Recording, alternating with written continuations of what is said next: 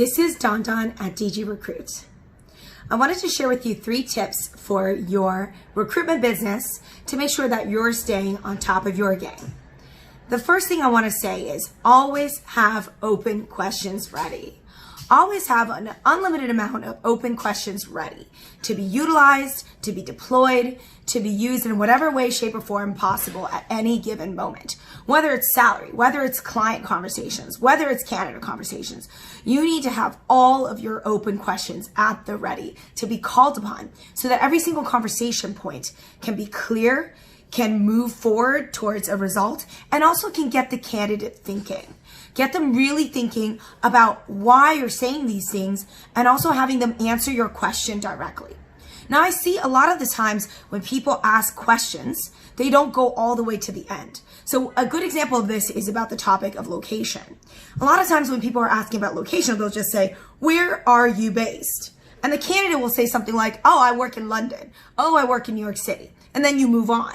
This is completely incorrect because in order to place somebody, I need to know that almost the exact street of which you live because I need to Google it and I need to make sure I understand how far it is from all of my other client sites.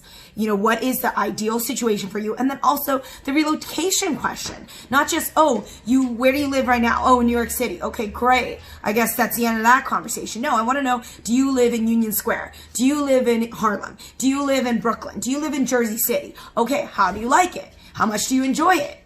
Where do you want to be next? How long do you want to live here? What's your tie to this area?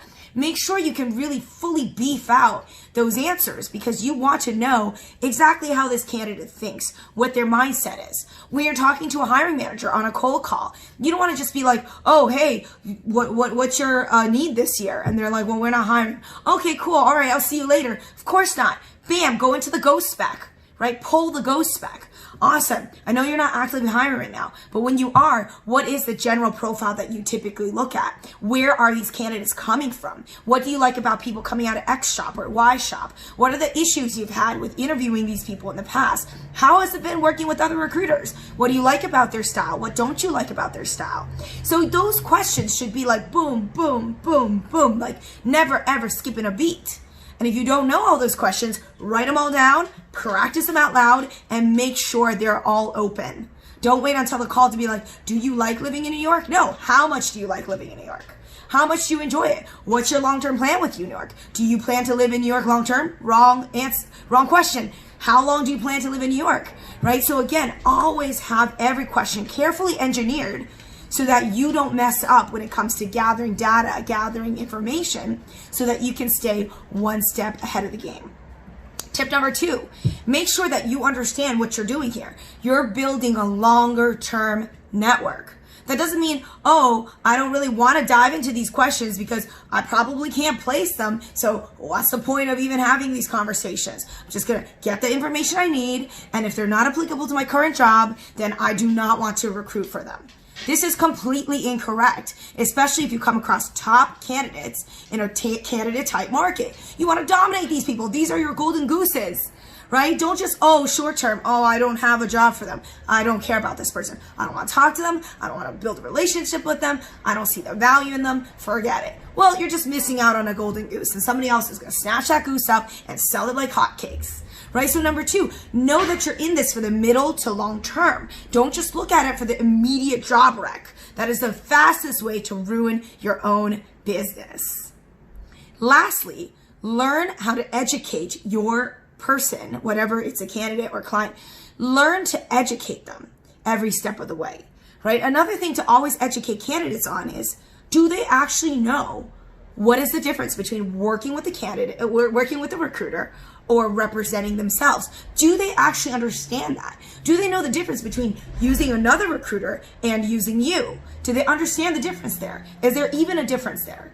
Right? If there isn't a difference there, then there's something inherently wrong with your service offering.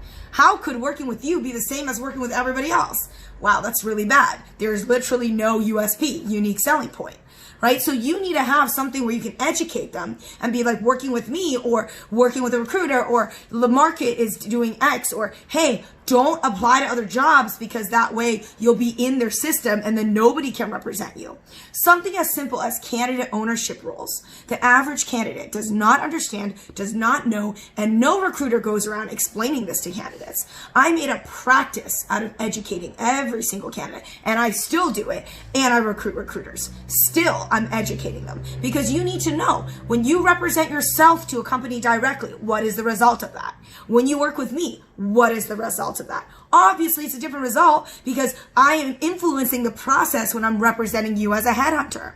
So there are a number of reasons why going through headhunters, the results are different. I have long-standing client relationships. Clients listen to me. They trust me. They understand that I know how to vet talent. They're more likely to trust a candidate coming from me than a candidate coming off the street direct. So contrary to popular belief, it's actually better going through a highly trusted recruiter source rather than representing yourself because clients are used to paying recruiter fees. They don't mind it. They're happy to for the best candidates.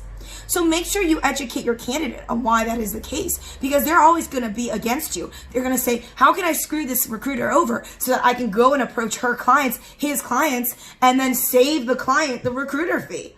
Genius thought, right? Million reasons why that doesn't work. Number one, the client doesn't even see you come across. You have zero transparency. You have zero access to this client. And then also you're being a total douchebag, right? Like that is just a wrong approach to life. When somebody gives you a client and you go direct, real classy, right? We all know how and why there's a tangible benefit of going through a highly respected recruiter source. And as a candidate, it's a free service. So they should understand why it's better. Conversely, for a client, you need to be able to educate them why working with you is different than other recruiters, why your approach is different. How do you go get candidates? You need to be able to educate people on what's the difference. And I call it the Dandan difference, obviously, because when I'm explaining something to someone, I want to let them know how I'm going to play a role in that, right? For you, you want to explain the Bob difference. You want to explain the Mary difference. You want to always let your candidate and client know what is the difference when you go through me. Right? And that's why I pitch retained first. And then you go to exclusive contingent. Then you go to general contingent if you can't get any of the above two. Right? So you need to be able to educate. Otherwise, how can you convert people to give you what you want?